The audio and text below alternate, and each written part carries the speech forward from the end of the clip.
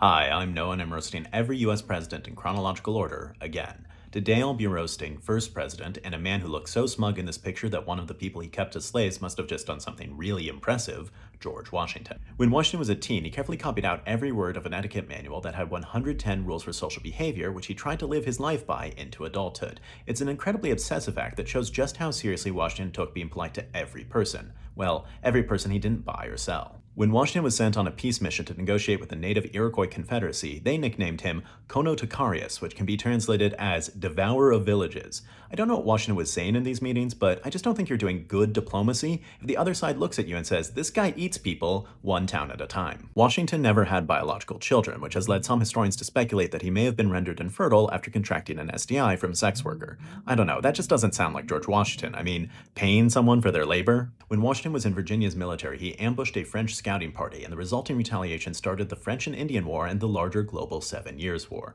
On the one hand, things were already tense, so Washington didn't start the war all by himself. On the other hand, he did definitely start it the most. After the French and Indian War, Virginia granted land to veterans, and some veterans felt that Washington tricked them out of the best land.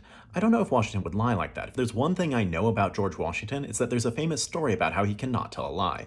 But if there's a second thing I know, it's that that story isn't true. Washington, who was always trying to acquire land, was dismayed by a royal proclamation in 1763 which banned settlement west of the Allegheny Mountains, which Washington said was done to quiet the minds of the Indians. It's odd that Washington would feel so entitled to land that wasn't his and was being used by native people, but I guess he just had a particularly quiet mind. Alright, please consider donating to help the family that I sponsor in Gaza. If you'd like to support me or watch bonus videos, please check out my Then, let me know who else to roast, and join me next week for part 2 of my roast of first US president and a man who looked so stiff that there are statues of him that are more lifelike than he was, George Washington.